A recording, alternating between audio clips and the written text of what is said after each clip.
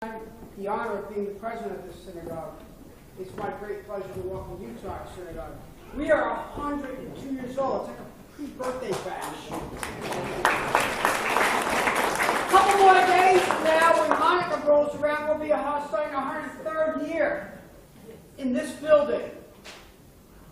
It reminds me of a quiet story. Give me some time, Beri. She wants to kick me off. You know, I'm running for re-election over there. Nobody else wants this job.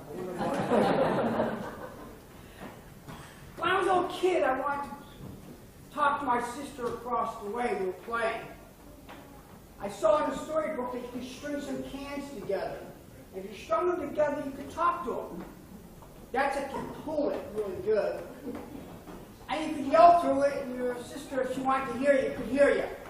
She might hear you if she said, "Hey, come over, this peanut butter and jelly sandwich over here." She might not hear me if I said I want a dime. It depends on what I was saying through the chords. One time when I got older and went to college, I went to answer a telephone one time, and there was no man I couldn't hear. I understand why not. Found out later that someone cut the wires. Which is very interesting because we always ask ourselves, how do you make a connection? How does a shul, like the Adams Street Shul, stick around for 100 years and we're still here? We're not a dead shul. This is not a museum. This is a community. People live here.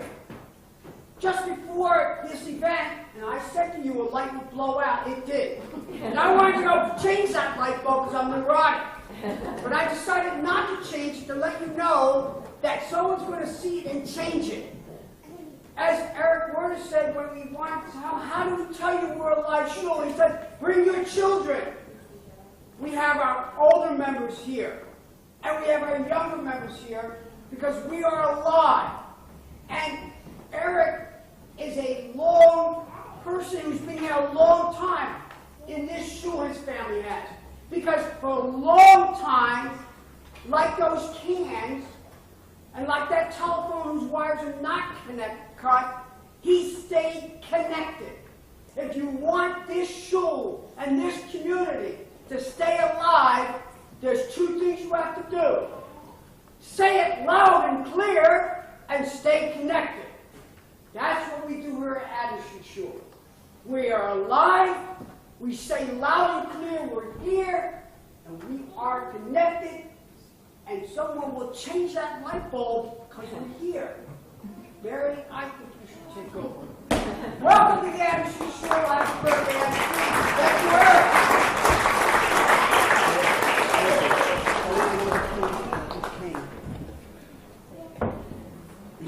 When I started to write this speech, I had 2 quotes, and I couldn't figure out which one I liked better, so you're going to hear both.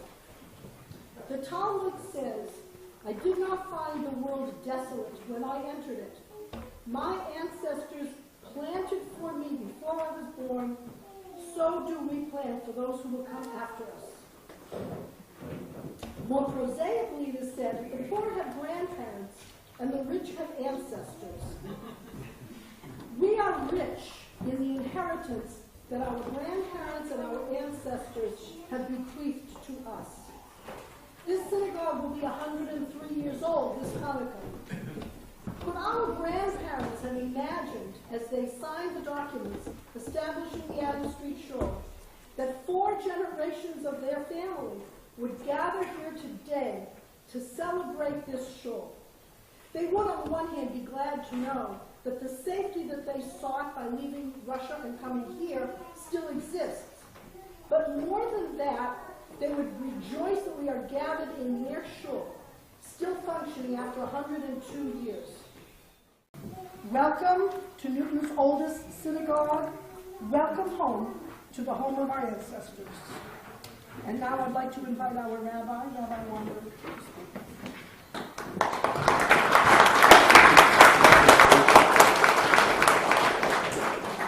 I'd like to welcome everyone also. We are in the Hebrew month of Kislev, which is famous for the festival of Hanukkah on the 25th day of this month. Hanukkah celebrates the survival and the rededication of the Bet HaMikdash, of the Holy Temple in Jerusalem. Today we are also celebrating the survival and yes, even the rededication of our own little Bet HaMikdash, the Adams Street Synagogue. I'm sure that the survival through an entire century brought us at times on the miraculous, just as Hanukkah did.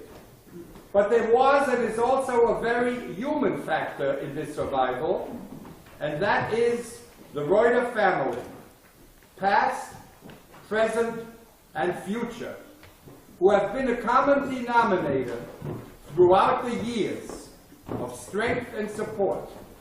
As I mentioned yesterday, there is a chair to my left. I think it's the fourth plaque in, and that is the one that says Joseph Roiter. And he was the first, I believe the first, but one of the first presidents of this synagogue for a period of 2 terms. And yesterday, his great-great-great-great-grandson, Eric and Teddy Roiter, attended Shabbat services. Eric is a Levi who was called up for an aliyah to the Torah yesterday. And what a symbolism in the month of Hanukkah. How proud his ancestors must have been of all those 5 generations. Just as the Hanukkah menorah turns brighter each night, and let me just give a very short little point here.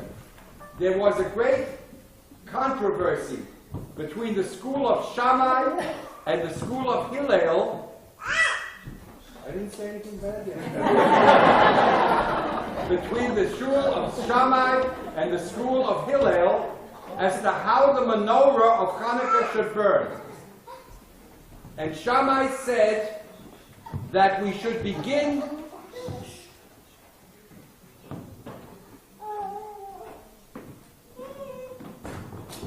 I have to be an usher too. And Shammai said we should begin with 8 candles and go down to 1 candle. The reason being that all the oil was there the first night of Hanukkah. And the miracle was that a little bit less each night. So start with all and go end up with 1. And Hillel said, no, you begin with 1 and you continue building up to 8. And Hillel didn't make sense. So they asked Hillel, how can you say that? Shammai is right. All the oil was there at the beginning. And Hillel said, don't bother me with details. The Jewish people, Malin B'Kodesh V'lo Moridin. We rise in matters of sanctity. We rise. We always grow. We never go down.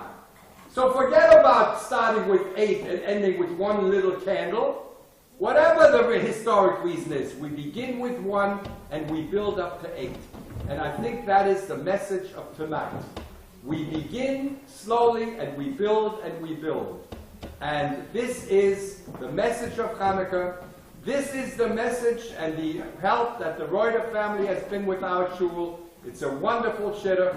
We're proud of it. They give us so much. And I know they feel we give them a little bit too, all of us together. So may the candles of Hanukkah, which will soon light, go from strength to strength. May we, the Roiter family, and all of us here together, go mikoach lechoach, from strength to strength. Zeh hayom, oso Adonai, nogila v'nismechovo. This is the day that God has made. Let us be happy and joyful in it. Amen.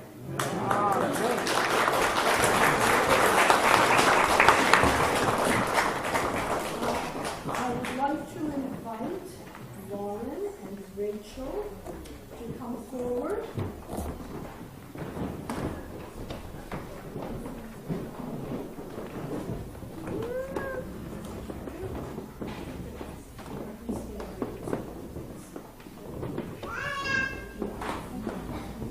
Lauren and Rachel are the 5th generation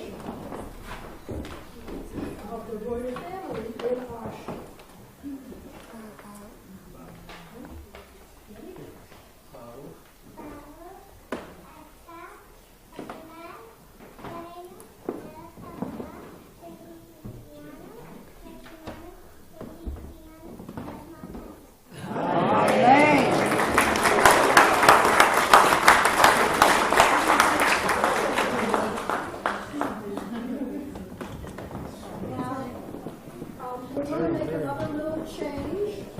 I would like to invite Rabbi Mendy Uminer.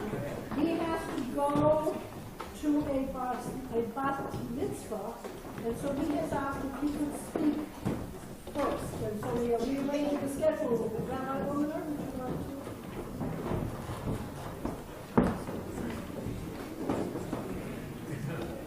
Thank you very much. I appreciate the accommodation. First of all, mazel tov on such a great milestone. It's an honor to be standing here. Mazel tov to the Rabbi, the entire congregation, Eric and Teddy, and the whole Roiter Mishpacha. What better message to find than something from the Torah portion? As Jews, we look for inspiration, we look for a note, we look at the Torah portion. And this week, no missing drama. The portion of Vayeshev. Joseph is 17 years old, a young child of Jacob. He's sold into slavery, ends up in a dungeon in prison for 12 years. No picnic. In fact, they say the story about this lady who came to Shul with a portion of Vayeshev. And she's sitting in Shul and she starts reading the story of Joseph and how his brother take him and throw him into a pit. And then they sell him. And then he ends up in Egypt. And he's sold again and he's in prison. And she starts crying. She's sobbing. They ask her, what's wrong? She says, I feel terrible. Look at this young kid, Joseph. Next year, same portion, she's back in Shul. And she's sitting there, cold face, stone, no tears, nothing. And her friend turns to her and says, why haven't you cried this week? We're reading the story of Joseph. She says, look, Joseph was so stupid to go back to his brother after they sold him once. What message can we learn from Joseph? So if you look at the end of the portion, you find something very powerful that might be hidden amongst the words. And that's when Joseph is in prison. He was all of 18 years old. And he was serving the butler and the baker of Pharaoh, who were also in prison. And one day they have a dream. And here, the Torah tells us one little verse that's powerful. It says Joseph turns to the baker and the butler, and he says, "Madua pneichem roim hayoim." He says, "Why do you guys look so downtrodden today? Why are you so sad? Tell me, how can I help you?" And there's many questions the rabbis asked on this verse, which I'm not going to bore you with, try to be quick. But there's one basic, clear question. Oh, what kind of question did Joseph have here? Why are you sad? They're sitting in a prison in Egypt. It wasn't like they were eating sushi at a bar mitzvah. It wasn't like they were in their therapist's office where they tell you why you're sad, why you're mad, why you're scared. They were sitting in prison in Egypt. It wasn't like down here in Boston. Life wasn't that good. In fact, they say the story about this guy who's in the Caribbean, enjoying the beach. And he sends a card to his psychoanalyst and he says, you know, I'm loving it here in the Caribbean. I'm having such a good time. I wish you were here to tell me why. What kind of questions is Joseph asking? And what's the message for us? What could we take from this and how we're supposed to be better people? And the Balter, Rebbe, blessed memory, who was my Rebbe and my mentor, says a very powerful point. He says, Joseph had every excuse to be sad himself. In fact, his brother sold him. He's in prison. He has no future, no hope. He had every reason not to care about anyone else around him and just to look at himself and be miserable and sulky and sad. But that wasn't a Jewish way. And that's why the Torah tells us the story. Because the message of Joseph as the son of Jacob is a message for us every single day. Joseph could have said, forget about it. But when he saw someone else, a human being, God's creation, was sad, it bothered him. Perturbed him, and he says, tell me, why are you sad? How can I help you? He didn't run away from the message, but he looked to help someone else. And guess what happens next? 2 years later, they pull him out, because Pharaoh has a dream, and he changes the whole course of humanity in Egypt, and for the entire world in the time of the hunger.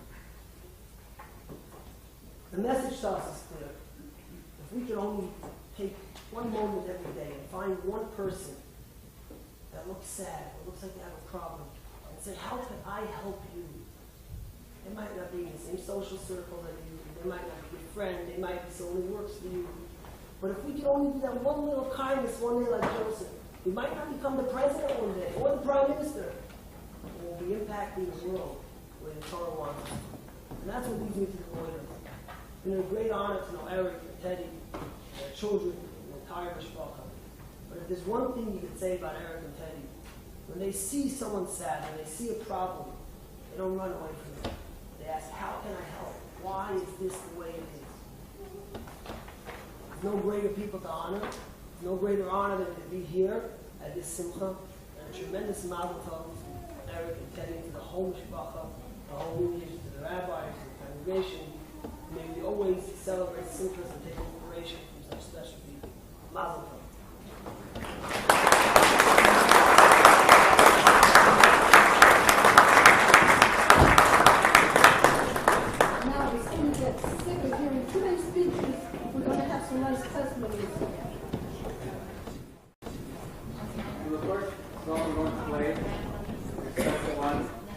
Written by Hankus Netsky in honor of this shul. It's called Nonantum Bulgar, but it's never been played here before, and we're going to play it.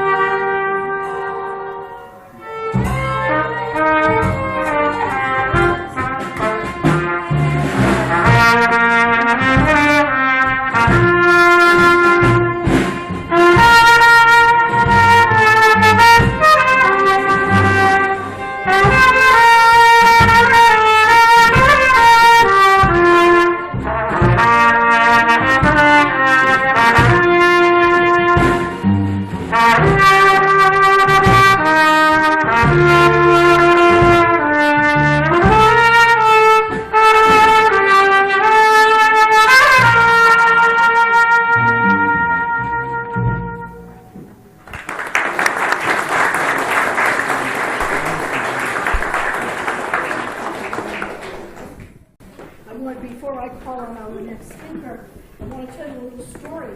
The first piece that Ezra and the musicians played was written by Hankus Netsky. Those of you who know a little bit about Klezmer music know that he was really, in my opinion, single-handedly responsible for the revival of Klezmer as a musical genre in the modern day. He wrote that song when he read in the newspaper a story about the year that this synagogue was dedicated. The local newspaper told us that the man who would become the mayor of Newton the next year led a procession from the place where the Torahs were being kept down through the streets of Newton. They led the Torahs to this synagogue. And the man who led the parade, that local man who became the mayor, had an American flag and led the congregation and the Torahs here to this synagogue. And Hankus Netsky wrote that first piece to honor that event. And I think it's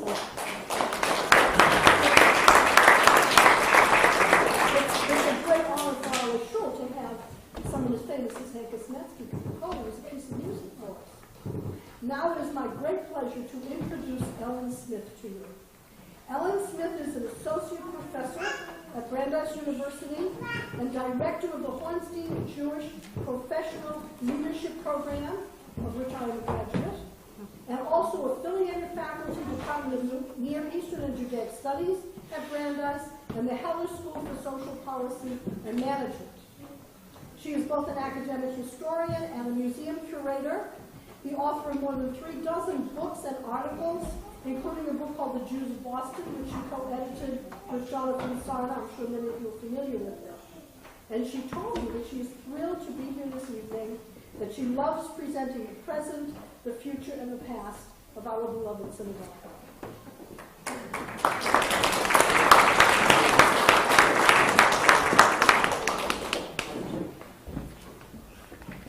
Well, hi, everybody. Welcome to the shul that few families built and that has been a joy and a gift to the rest of us for over 100 years. We're in a little area of music called Nonantum, which actually means rejoicing in the native tongue. It was the name of the area given to a place where the Protestant Reformed ministers founded a village for praying Indians. But today we still come here, many faiths, to pray in this part of the world and to rejoice. And it's just a great pleasure to be doing that all together today. Bear has asked me to put this shul in the context a little bit of Boston history. And let me tell you, you're special, you're weird, and you're wonderful. By the 1880s, many immigrants were moving to Boston. Among them, in particular in this city, the Irish, the Italians, the French Canadians, and the Jews. Most of them went to the great immigrant districts downtown, the North End and the West End.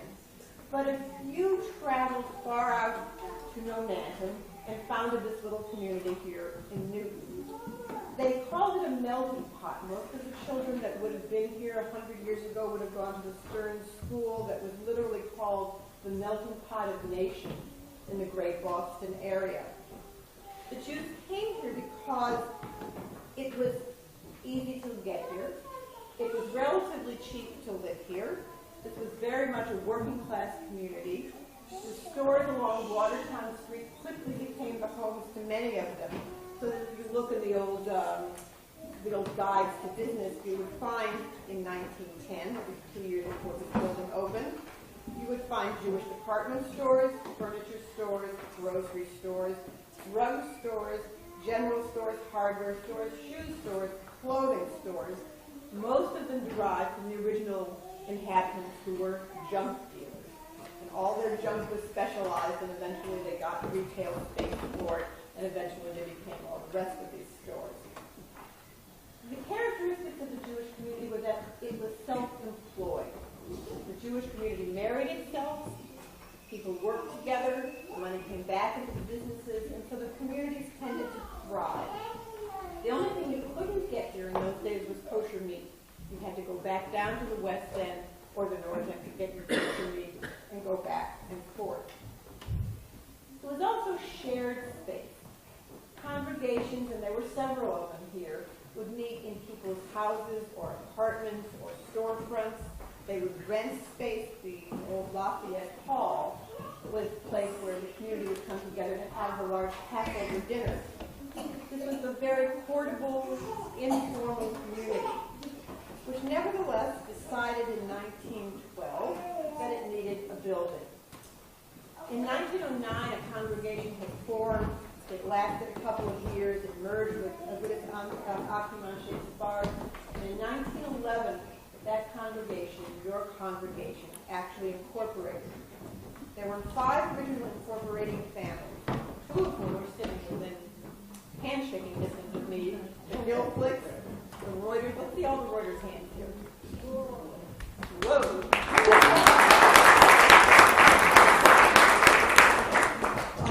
And families, the Milton family, the Klezmer family, and the Schwartz family. And the cornerstone was laid here in August, and as we heard in Hanukkah, that same year they opened. The building was funded by contributions from the Jewish community, but also from prominent Jews in New York, throughout the East Coast, and significantly from non-Jewish local community members. This was literally a house of prayer built by all nations. In that sense, it's the image of the larger Jewish community, and your building is the image of the community of Boston synagogue. There was a synagogue built in 1885 by Temple Israel. It still stands at the corner of Northampton and Columbus. It's now an African Methodist Episcopal Church. They're vying with you. They've been there since 1905. I hope we celebrate their centennial there in 2005. But as a Jewish non-stop place, you're it. And you look very much like that 1885 synagogue. The round windows are part of a style that dates to Europe called the Room-Bogenstiel style, round windows. But out in front, if you can think of the building from the front, the 2 chimneys in the white point corners actually kind of imitate Protestant steeples. That was a feature of the local religious architecture. And the fact that you're brick and blocky, that's very Catholic in the Boston architectural and religious vocabulary. So you are European, you are a synagogue, and you're also very much trying to fit into your new home. You're set back like a house. You look like a house. And indeed, you are a house for many people. This is all very good, but here your story diverges. Because by the end of World War I, you make a choice that no other synagogue in Boston ever makes again. You stay put. By the end of World War I, the immigrant districts in the north and the west end are emptying out. People are going to Roxbury, to Mattapan, to Dorchester, west to Brookline, west to different parts of Newton, a little bit north toward Chelsea and Lynn, and a little bit south, eventually down toward Shaarei. But the 1920s was the largest building boom Jewish Boston ever saw. In Boston itself, Temple Israel built enormous buildings in Kenmore Square. I always tell my students near the other great temple of Massachusetts, Fenway Park. And they also built up on Riverside at Plymouth. Beth Israel Hospital built up in Boston in 1920. In Brookline, the big buildings, Ohave Shalom and Kehillat Israel, go up in the late 20s. And in Roxbury and Dorchester and Mattapan, beginning up in Grove Hall with Adams Jeshurun. Mishkan Tefillah goes up in 1925 on Seaver Street, on Crawford Street, on Fowler Street, on Woodrow Avenue. Those very large buildings. You stay in this nice one. You stay put. In 1910, Roxbury already had 12,000 Jews. In 1920, it had 44,000 Jews. In 1920, all of Newton had 500 Jews, and only half of them lived around here. And yet you made that work. You had your own little building room, and it's right behind you. In 1924, you commissioned Sam Katz, probably the most notable art carver who had emigrated from Ukraine. And this little shul, this little congregation, got a great Sam Katz art. One of the many reasons you are a national landmark. Santas also had discovered electricity shortly after Edison, and uses in these years the bulbs to be the decorative element. So all I can tell you in Chelsea, there's a double one that's worse than a McDonald's argument. You can't look at it for going blind, so you got a good one. But this is just a wonderful treasure, and it's in a wonderful place for it.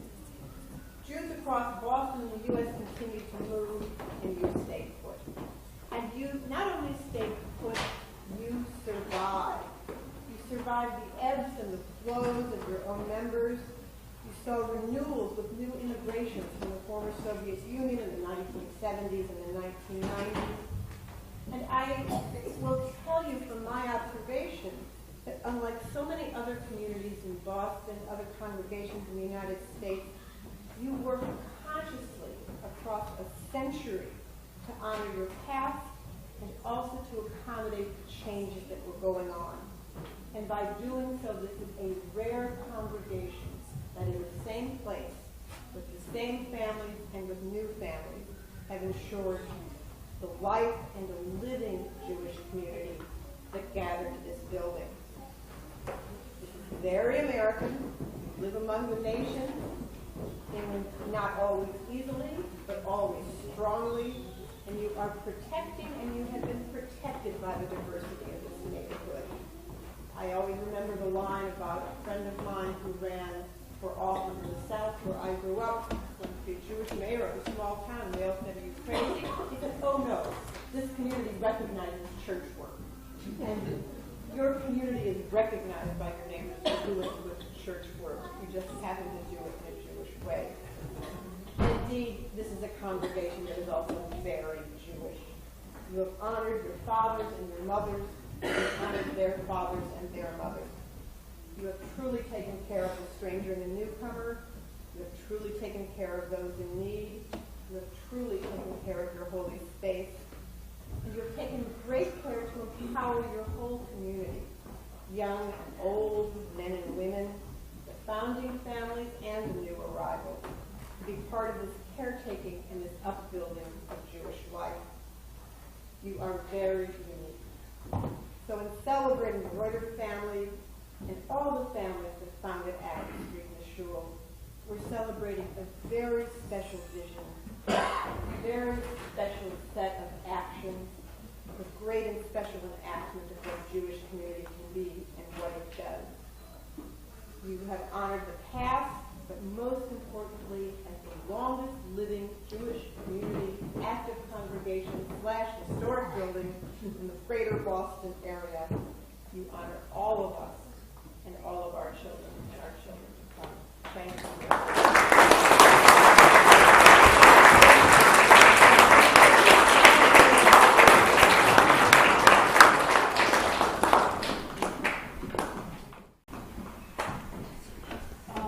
I would like to invite Rabbi Samuels.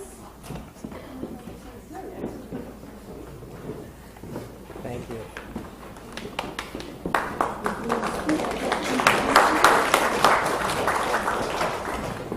Rabbi Benjamin Samuels is the rabbi of congregation Shaarei Tefillah here in Mendy, and he is known to all of us because when our rabbi goes on vacation, this is the rabbi to whom our congregation turns, and he very graciously fills in as much as he can. He is also the president of the Balter in Boston, a member of its base din. He is on the executive board of the Synagogue Council of Massachusetts, a member of CJP's Board of Governors, a member of the Board of Trustees at Maimonides, and a teacher at both Mayan and Mayan. And in his spare time, he's a doctoral candidate at Boston University. Thank you, Beri, for that introduction. Thank you, President Benyomin, to my dear friends and colleagues, Rabbi and Rabbi Weinberg. Thank you. And to all of you, this is an extraordinary community, and I am honored and privileged to maintain a wonderful relationship and friendship over the years that I've now been in Boston. And thank you to the Roiter family for including me in today's wonderful celebration. I want to turn to Lauren and Rachel and Abigale back there and really say, guys, you were fantastic. And I feel like I have nothing more to add than the beautiful bracha was thinking about that bracha, Shehechianu, that we have lived, B'kiyamanu, and that we have been sustained, B'higianu, and that we have arrived at this moment. That says it all, that is so beautiful. And I was thinking to myself, why the three expressions of sustenance, of being sustained, of having lived to arrive at this moment? Why say it in 3 times? And I tried to interrogate that question through our ancient sources. And I found a 12th century sage from Germany, Rabbi Eliezer Roiter of Worms. Roiter means the perfumer. I don't know if it was his trade, but they would say that his Torah would aromatize the atmosphere. It was beautiful. And he says that the reason why the rabbis used a threefold expression is because they wanted to be like King David. In Psalms, King David says, Halali nafshi et Adonai, praise the Lord my soul. Al halalah Adonai b'chayai, I will praise the Lord while I live. Al zamra lelohai be'odi, I will sing praises into my God while I have my being. And so since King David expresses a similar sentiment in a threefold fashion, so too the rabbi said, Shehechianu, B'kiyamanu, B'higianu, Lazman Hazeh. However, I was thinking about the Roiters, about Teddy and Eric and their children. I know very well from our synagogue, Rebecca and Yossi, and their grandchildren, and we could then extrapolate that out to the rest of the beautiful branches that are detailed in the family tree in this pamphlet. And I was thinking about a threefold expression of Shehechianu moment, of also perhaps pointing to the multiple generations. This past Shabbat we read how God changed Jacob's name to Yisrael. And Rabbi Soloveitchik famously asks, why is it that the Jewish people are known as the children of Israel? And Jacob is known as Yisrael Saba, the grandfather of all of the Jewish people. What was so wrong with Abraham? What was so wrong with Isaac? Why is it Jacob that gets that honor? And Rabbi Soloveitchik says because Jacob was the archetypal grandfather. We could extend that to archetypal grandmother, the archetypal grandparent. How so? He had a relationship with his grandchildren.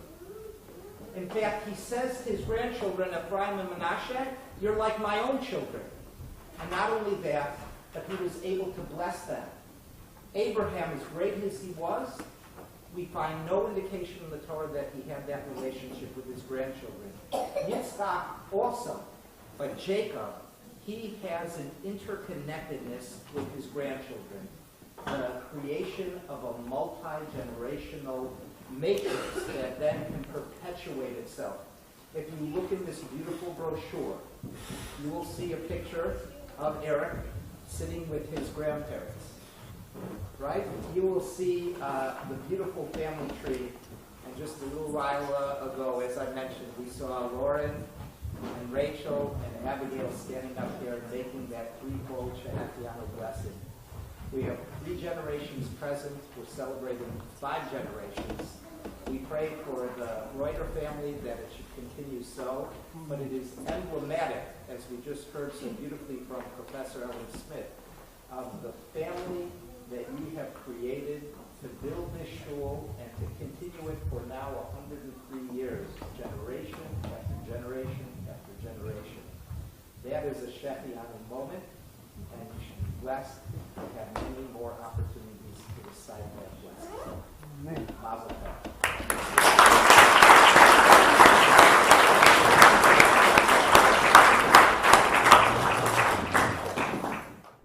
Now, I'm pleased to invite Barry Shrage to come forward. He is the president, the director, the heart and soul of the combined Jewish Philanthropies. And we're very pleased to welcome him back to Adams Street.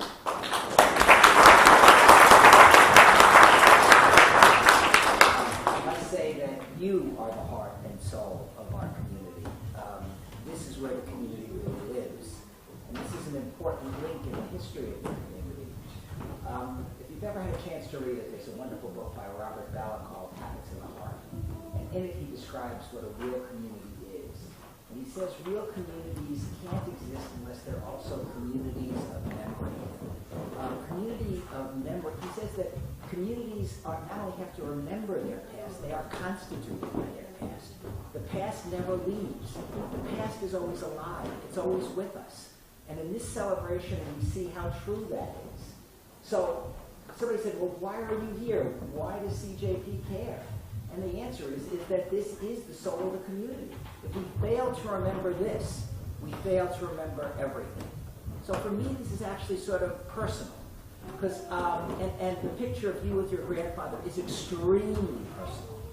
I lived in the same room in the Bronx with my grandfather. And I see that room as being a crossroads of community history. My grandfather, who was the most beautiful man in the whole world, everyone called him Arawa. His name was Ahara. Everybody called him Arawa. Of course I had to name my son Arawa. So in that room, the connection between me and my grandfather, who was born in the 19th century, in 1880, the connection between me, who was born in 1947, and my son, who was named after him, who was born in 1978, and who has lived and will live well into the 21st century. This is what we're constituted by. My son had to know who his great-grandfather was, and how proud his great-grandfather would have been of him. So for me, this is our common story. This is how we're tied together. And it's so beautiful to see you here. The difference is that I have no place. There is no place that my son can go to, or his two children when on the way can go to, that would be the place that his great-grandfather, their great-grandfather came from. You are so fortunate to have not only a memory, and a beautiful memory, and a time, but also a physical space that ties your entire family and really ties our entire community together. By the way, this is gorgeous. This is gorgeous. No offense, Rabbi Samuels, but I'm not sure that our synagogue is so well maintained as this very beautiful place. Somebody's putting a lot of heart into this thing, so thank you for everything you did to keep this part of our entire Jewish community together.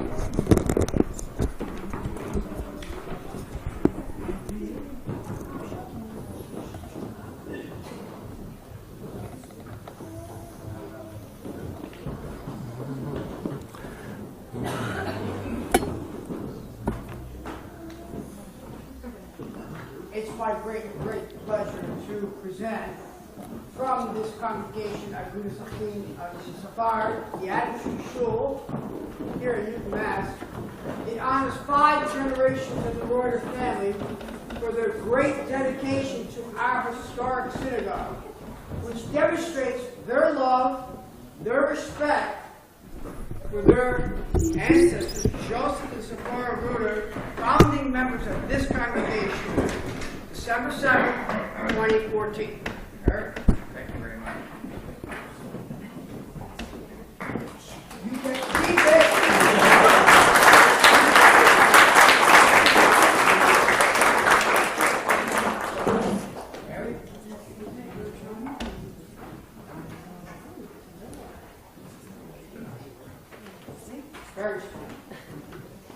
This is a citation from the city of Newton.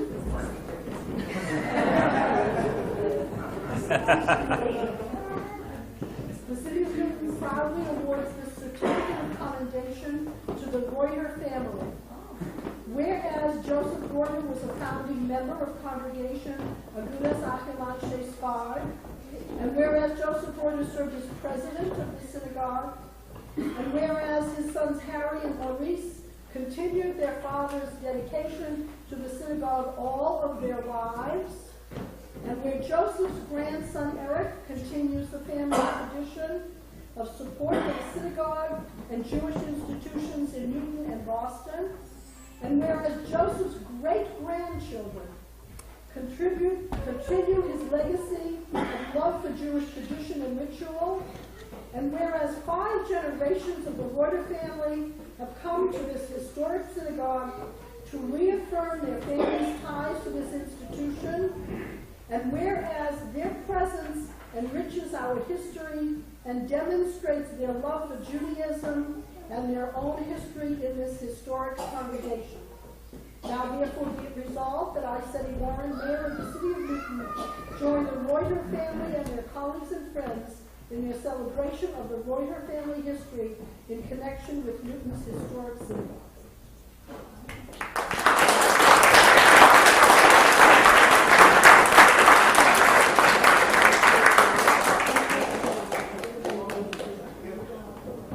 Because I really want to take some wonderful pictures.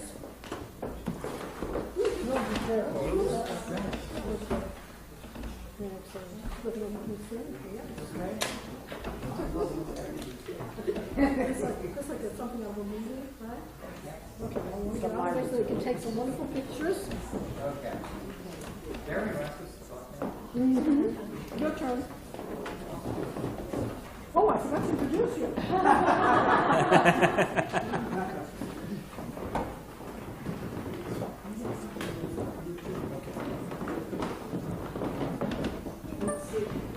I'm going to introduce you to the person who has been the engine for all of this for the Roiter family. Eric was born and raised in Newport, Rhode Island, where his father was a pharmacist. He is very familiar with historic congregations because he was both bar mitzvah and married in the Touro Synagogue. He attended the University of Rhode Island and Georgetown University Law School. His professional career included a stint at the Securities and Exchange Commission, the law firm de Bevois and Plimpton, and Fidelity Investments. He is currently a lecturer in law at Boston University Law School.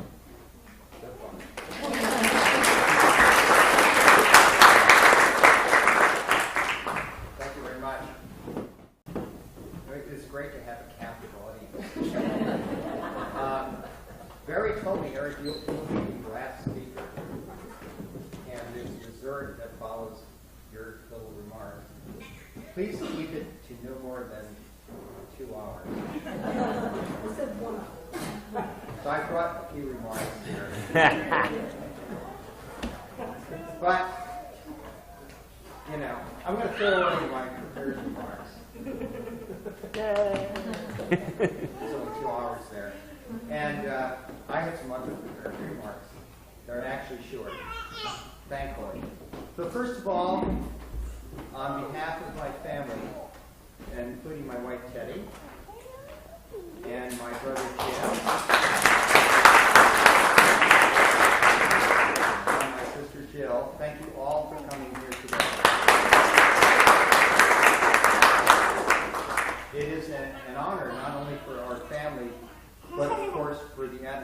synagogue that you have come here today, and for many of you, over some considerable distance. Also, on behalf of my family, I want to thank Rabbi Weinberg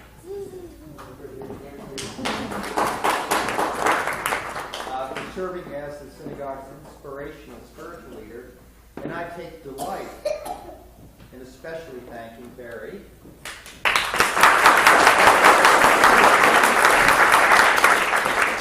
for all that she has done over many weeks to make today's event possible. She truly is a remarkable woman who loves this synagogue and this community. I'm personally grateful that Beri and I have become friends as a happy result of all the meetings we have had at Starbucks to plan today's event. Thank you also to Rabbi Uminer, Rabbi Samuels, and Linda Smith for honoring us with their presence today. There are others in our family who wish they could have been here in person today. This is especially true for my older cousin, Cynthia Spritza, who made Aliyah to Israel fresh out of high school, and who raised her two daughters and one son in Israel. Cynthia truly wanted to be here today, as she, much more than any other member of our family, has vivid memories of the synagogue. Cynthia has captured some of her thoughts in writing, which appeared in the program for today's reception. Along with children and grandchildren, with which my wife Teddy and I have been blessed, something else comes with age. It is the realization that what we thought in our youth had been the distant past is really not so distant at all. You know, as a child of the year 1912, when the Adams Street Synagogue was founded by my grandfather, and by Beri's grandfather, and by 5 other founding families newly arrived from the Ukraine or from Hungary, well, 1912 might easily have been 1812, or for that matter, 1712. But as we've grown older, at least as I have grown older, 1912 doesn't actually seem so long ago. And in some respects, I feel closer to my grandfather, Joseph Roiter, and my grandmother, and my other set of grandparents today than I did when I was a child, and when they were still alive.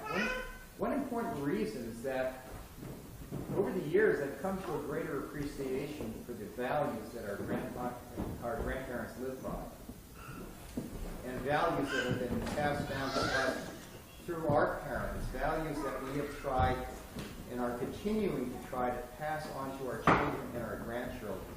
These values are both Jewish and American. The two sets of values are very similar and very much in harmony with one another. They are values that led Joseph and Zipporah Roiter, a young couple in the Ukraine, to undertake a journey marked by uncertainty to this country. The importance of family, the importance of community, the importance of fellowship with other Jews, and the importance with fellowship with others of different faiths and of different heritages. These are values that give rise to loyalties and ultimately to gratitude. And gratitude, I've read, is the highest virtue that we can have. The Adams Street Synagogue is a living, thriving legacy of the values of those that have come before us, and will, God willing, continue to be for our children's children and future generations. And for that, we are very grateful. Thank you.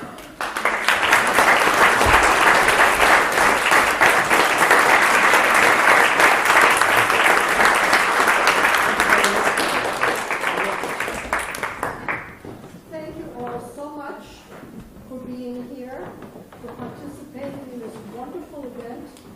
For those of you who have never been here, who are Reuters, welcome home. For those of you who are family members and friends, we hope that you will come and visit us again. We're going to have dessert. We have a little dessert downstairs, but you're going to have to be patient because we have to clear off the other stuff so we can put out the dessert. But you are welcome to come down and join us.